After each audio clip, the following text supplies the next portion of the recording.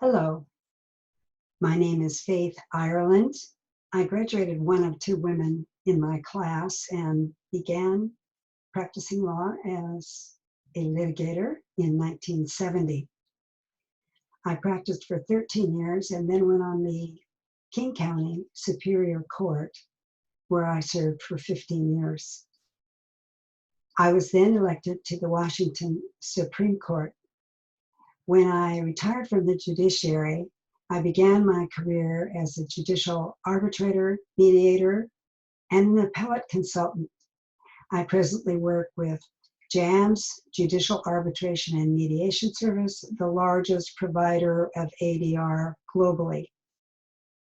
So I'm going to be talking to you today about mediation. So you have here a look at the process. It starts with the dispute, and people choose to litigate. Once they have litigated, then they may enter into either a settlement conference or a mediation or some other type of process that allows them to communicate and negotiate to closure. A judicial settlement conference is sometimes available, and it is somewhat like a mediation, but the judge probably has less time to spend since they're usually doing these before court starts, in the lunch hour, or afterwards. In a settlement conference, people give their positions, make a demand, or an offer, as the case may be.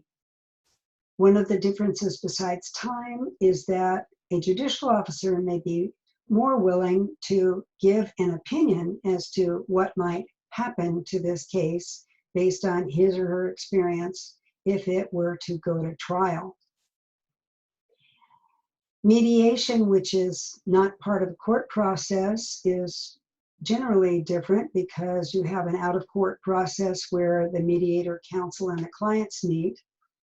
Mediation is not required by statute. It is highly encouraged by the Family Law Statute, RCW 2609015. It may be required either by county or federal district local rules. So that's a matter that you have to check on a case-by-case basis. I think it's important to understand what resolution in a mediation looks like. It is something that resolves with a compromise, an agreement that both parties can live with. It's important to know what it is not.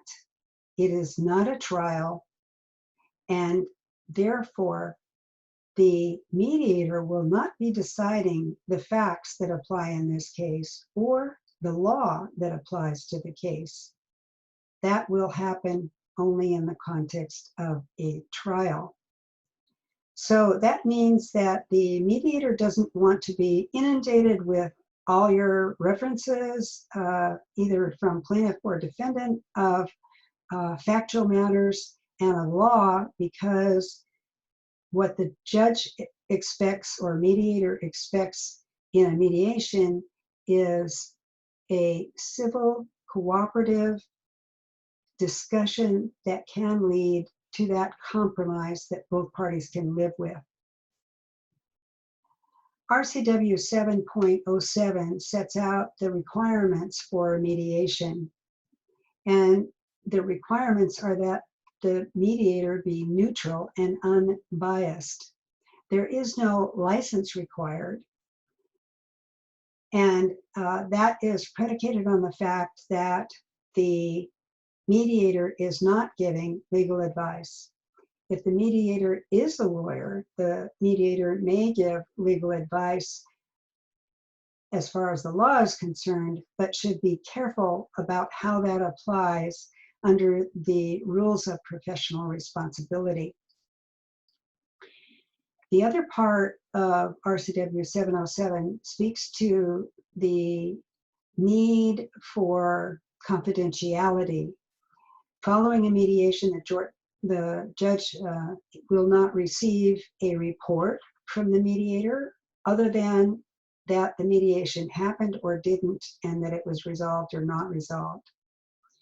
There are no admissible matters that can come from the mediation to a trial under normal circumstances. The mediator cannot be called as a witness. There can be exceptions to this based on exceptional circumstances.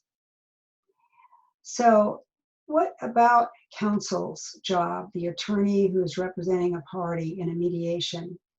The most important thing that an attorney can do is to manage the expectations of the client going into mediation. And sometimes these expectations can be overblown by the optimism with which the case was undertaken or defended.